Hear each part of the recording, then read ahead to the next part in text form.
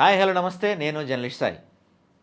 నేను తెలుసుగా సార్, అవంతి శ్రీనివాస్, మొత్తం శెట్టి శ్రీనివాస్ సార్ పేరు, కానీ అవంతి శ్రీనివాస్ అని చెప్పి అందరూ గుర్తుపడతారనమాట. ఈయన అవంతి గ్రూప్ ఆఫ్ కాలేజెస్కి చైర్మన్.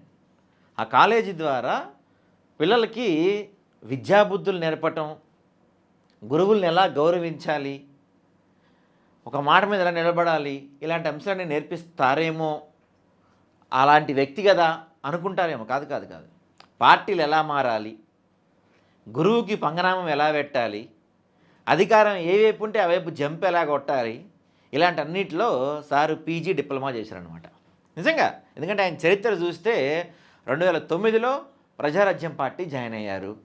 బాగానే ఉంది. సరే, ప్రజారాజ్యం పార్టీ రకరకాల కారణాల వల్ల కాంగ్రెస్లో కలిపేశారు అనుకున్నది వేరే విషయం. ఆ తర్వాత సార్ కాంగ్రెస్కి వెళ్ళారు. కాంగ్రెస్లో ఉన్నారు, బాగానే ఉంది. రాష్ట్రం విడిపోయింది. అప్పుడు మూమెంట్ చూశారు. చంద్రబాబు నాయుడు అధికారంలోకి వచ్చి అనిపించింది, టీడీపీ జంప్ కొట్టారు, టీడీపీకి వెళ్ళారు. ఆ తర్వాత మళ్ళీ చూశారు మూమెంట్, వైసీపీ అధికారంలోకి వస్తుంది అనిపించింది, మళ్ళీ వైసీపీలోకి జంప్ కొట్టారు. తర్వాత మళ్ళీ టీడీపీ అధికారంలోకి వచ్చింది అనిపించింది, టీడీపీలోకి వద్దామని ట్రై చేశారు. ఈసారి లోకేష్ గారు రానివ్వలేదు. వైసీపీలో రిజైన్ చేశారు, వైసీపీ రిజైన్ చేశారు, టీడీపీకి లోకేష్ రానివ్వలేదు. ఇప్పుడు సారు బీజేపీకి వెళ్దామని ప్రయత్నాలు చేస్తున్నారు. మరి టీడీపీ ఒప్పుకోకుండా బీజేపీ వాళ్ళు రాణిస్తారా? బీజేపీకి వెళ్దాం ఎందుకు ప్రయత్నాలు చేస్తున్నారంటే బొచ్చుబోళ్ళు కేసులు, కథలు, రకరకాల ఇవన్నీ ఉన్నాయన్నమాట. మరి అవన్నిటి నుంచి పునీతుడు అవ్వాలంటే సర్ఫెక్సల్ లాగా, అవక్కాయలాగా ఒక్కసారిగా ఆయన మొత్తం క్లీన్ ఇమేజ్ రావాలంటే ఏమైపోవాలి? బీజేపీలోకి పోవాలి. ఇప్పుడు బీజేపీలోకి వెళ్ళే ప్రయత్నాలు చేస్తున్నారు. కానీ దానికి కొంత టీడీపీ వాళ్ళు ఏదో లోకేష్ వద్దంటున్నట్టుగా తెలుస్తుంది. అందుకే ఇంకా బీజేపీ వాళ్ళు చేర్చుకోలేదన్నట్టుగా ఒక వార్త అయితే వినపడుతుంది. కానీ ఒక రాజకీయ నాయకుడు, దట్టు ఒక కాలేజీకి చైర్మన్ అయిన ఈయన ఎలా ఉండకూడదు అంటే, ఇప్పుడు కాలేజ్ చైర్మన్ అంటే ఒక రోల్ మోడల్లా ఉండాలి. ఎందుకంటే పిల్లలందరూ కాలేజీ చదువుకునే స్టూడెంట్స్ అందరూ కూడా ఆ చైర్మన్ చూసి మనం కూడా ఆయనలాగా అవ్వాలరా రేపటి రోజున అని అనుకుంటూ ఉంటారు. ఆయనలాగా మనం కూడా ఎమ్మెల్యే అవ్వాలనో, లేకపోతే ఆయన కూడా మంత్రులు అవ్వాలనో, ఆయనలాగా ఎంపీ అవ్వాలనో రకరకాల కళ్ళగంటూ ఉంటారు చాలామంది స్టూడెంట్స్ ఇవ్వాలి రేపు. కానీ సార్ ఏంటి, జంపులు కొట్టండి మీరు, గురువుల్ని పంగనామాలు పెట్టండి మీరు, ఇలాంటివన్నీ నేర్పిస్తున్నారనమాట ప్రజలకి, వాళ్ళ స్టూడెంట్స్కి కూడా. అంటే ఒక్కొక్క ఎలక్షన్స్కి ఒక్కొక్క పార్టీయా? కొంతన్నా ఉండాలి కదా, కొంతన్నా విలువలు, విశ్వసనీయత, ఇట్లాంటి పదాలు ఉంటాయి కదా. బహుశా ఆ పదాలు ఇలా కాలేజీలో బ్యాన్ కావచ్చు. నో విలువలు, నో విశ్వసనీయత. ఏ పార్టీ అధికారంలోకి ఉందా ఆ పార్టీకి జంపు కొట్టు. నువ్వు అంతకుముందు ఆ పార్టీని ఎన్ని మాట్లాడినావు ఏంటి అవన్నీ మనకు అనవసరం. ఏ పార్టీ అధికారంలో ఉందో ఆ పార్టీకి జంపు కొట్టు. ఇదే సార్ గారి బేసిక్ నినాదం. అవకాశవాదమే అజెండా, రోజుకో పార్టీ జెండా.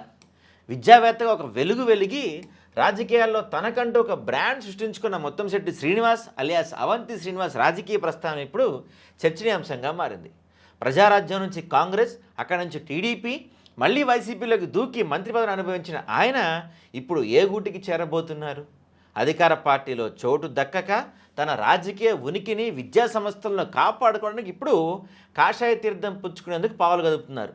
గతాంతర వివాదాలు, పార్టీల మార్పిడిలో ఆయన తీరుపై సర్వత్రా విమర్శలు వ్యక్తమవుతున్న వేళ 2029 లక్ష్యంగా అవంతి సాగిస్తున్న ఈ పొలిటికల్ గేమ్ సక్సెస్ అవుతుందా?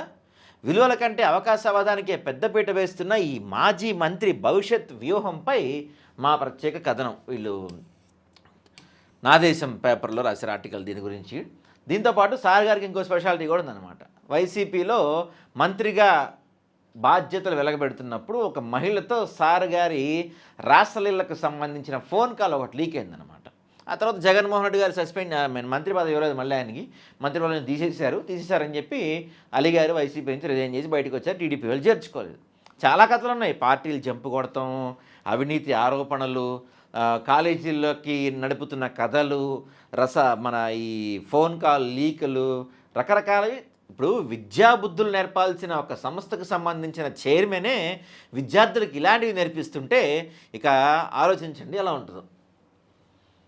ఇది ఈయన రాజకీయ కెరీర్ వీళ్ళు రాశారు. 2019లో ఈయన భీమిలి నియోజకవర్గం నుంచి ఎమ్మెల్యేగా ఎన్నిక రాజకీయ ప్రస్థానం శ్రీకారం చుట్టారు. అయితే అప్పట్లో ప్రజారాజ్యం రకరకాల సిచ్యువేషన్స్ వల్ల ప్రజారాజ్యం క్లోజ్ అయిపోతే ప్రజారాజ్యం పార్టీ నుంచి ఈయన అందరితో పాటు కాంగ్రెస్లో కలిసారనమాట ఈయన. ఆ తర్వాత ఆ కాలాన్ని అలా అనుభవించేసిన అవంతి 2014 ఎన్నికల టీడీపీ గడప దొక్కారు. చంద్రబాబుని కలిసి ఎంపీ టికెట్ కోసం ఒప్పించుకున్నారు. ఇక పసుపు జెండా పట్టుకున్నారు ఆయన.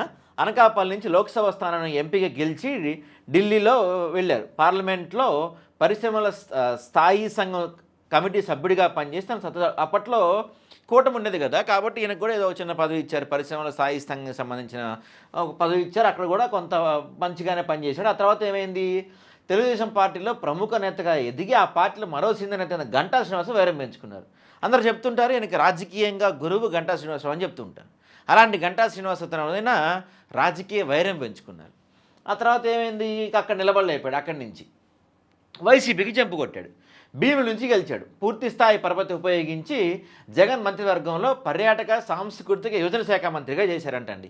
పర్యాటక సాంస్కృతిక యువజన శాఖ మంత్రిగా చేస్తున్న టైంలో సారు గారి రాసలీలకు సంబంధించిన ఒక ఆడియోలు అప్పట్లో లీక్ అయినాయి. పెద్ద దుమారం రేపిని జగన్మోహన్ రెడ్డి గారు ఏం చేశారండి, ఇంకా చాలు సార్ మీరు ఇక చాలు మీ సేవలు చాలని చెప్పి తదుపరి మంత్రివర్గ విస్తరణలో పక్కన పెట్టారు. ఇక అక్కడి నుంచి మళ్ళీ ఇప్పుడు ఏం చేయాలో అర్థం కాక, ఇప్పుడు ఎందుకంటే కాంగ్రెస్ అయిపోయింది, టీడీపీ అయిపోయింది, వైసీపీ అయిపోయింది, మళ్ళీ టీడీపీలోకి వెళ్దానికి ప్రయత్నం చేశారు. టీడీపీ వాళ్ళు చేర్చుకోవట్లేదు. మరి ఇప్పుడు కేసుల నుంచి తప్పించుకోవాలా, అవినీతి ఆరోపణల నుంచి తప్పించుకోవాలా, గతంలో లీక్ అయిన ఆడియో తాలూకు మరకలు ఇంకా ఉన్నాయి, ఆ మరకలు తుడుపుకోవాలా అంటే ఏం చేయాలా, బీజేపీకి పోవాలి. మరి బీజేపీ వాళ్ళు రాణిస్తారా? ప్రస్తుతానికి కూటమి ఉంది కాబట్టి మరి లోకేష్ గారు ఖచ్చితంగా అతన్ని తీసుకోవద్దంటే తీసుకోకుండా ఉండే అవకాశాలు లేకపోలేదు, ఎందుకంటే కూటమి నడుస్తుంది కాబట్టి. మరి ఇప్పుడు సార్ పరిస్థితి ఏంటి, మొన్న ఎలక్షన్స్లో 2024 ఎన్నికలు రాగానే ఓటమి పాలైన మాజీ మంత్రి అనబడే అవంతి శ్రీనివాస్ వైసీపీకి గుడ్ బై చెప్పేశారు. అప్పటికప్పుడు మరో పార్టీని వెతుక్కునే పనిలో పడ్డారు. అధికార తెలుగుదేశం పార్టీలో చేరాలని భావించిన భంగపాటుకు గురయ్యారు. వాస్తవంగా తెలుగుదేశం పార్టీలో చేరాలని పెద్ద ఎత్తున పావులు కదిపినా, దానికి చంద్రబాబు బదులు ఇచ్చినా ఇవ్వకపోయినా లోకేష్ మాత్రం ఖచ్చితంగా వద్దంటే వద్దన్నారంట. ఇంకా అందుకని ఇప్పుడు బీజేపీలో చేరే ప్రయత్నాలు చేస్తున్నారు.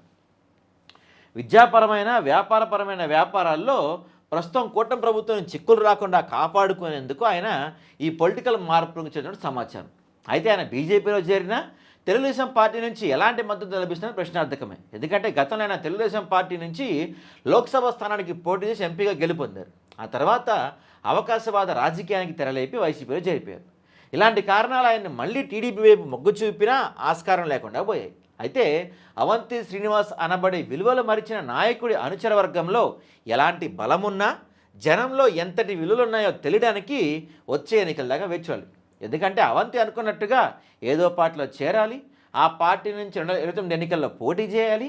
అప్పుడు జనాలు ఇచ్చే తీర్పు ఏ విధంగా ఉంటుందన్నది లొట్టలేసుకొని మరీ ఆస్వాదించాలి. అందాక అవంతి శ్రీనివాస్ విలువ గురించి అయితే మాట్లాడుకోవాల్సిన అవసరం అయితే ఉండదేమో బహుశా. ఎందుకంటే ఇప్పుడు 2029 ఎలక్షన్స్లో ఎన్ని టీడీపీ వాళ్ళు తీసుకోరు, వైసీపీ వాళ్ళు తీసుకోరు, జనసేనకి బోర్డు, ఇక మిగిలిన పార్టీ ఏంది కాంగ్రెస్కి పోతాడేమో మళ్ళీ షర్మిల నాయకత్వమే పనిచేస్తానని. ఎందుకంటే బీజేపీలోకి వెళ్ళినా ఆయనకి సీట్ వచ్చినా అక్కడ గెలిచేది డౌటే. ఎందుకంటే టీడీపీ వాళ్ళ నుంచి సపోర్ట్ ఉండదు కాబట్టి, వైసీపీ వాళ్ళు ఆల్రెడీ వేలేశారు కాబట్టి రాజకీయాల్లో పదవే శాశ్వతం కాదు, కొంత విలువలు కూడా ఉండాలి. విలువలు లేకపోతే ఆ రాజకీయ నాయకుడి పరిస్థితి ఎలా ఉంటుందో, ఎలా మారిద్దో, ఎలా అయిపోతుందో చెప్పడానికి బహుశా అవంతి గారే ఒక ఉదాహరణ కావచ్చు.